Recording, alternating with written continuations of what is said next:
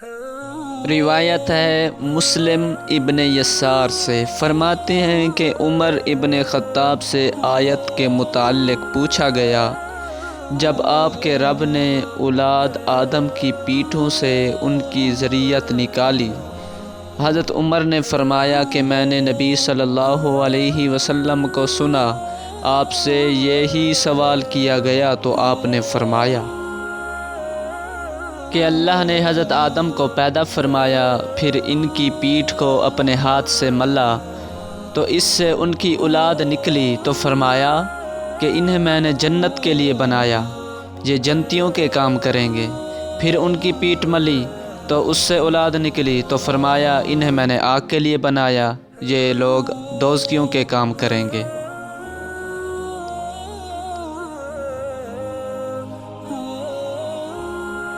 حضور صلی اللہ علیہ وسلم نے فرمایا کہ یقیناً اللہ جس بندے کو جنت کے لیے پیدا فرماتا ہے تو اس سے جنتیوں کے کام لیتا ہے، یہاں تک کہ وہ جنتیوں کے اعمال میں سے کسی عمل پر مرتا ہے، اس بنا پر اسے داخل فرماتا ہے جنت میں۔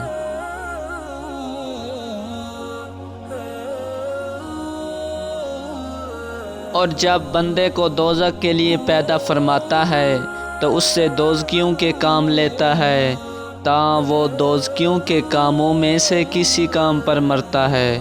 جس کی وجہ سے اسے دوزخ میں داخل فرماتا ہے۔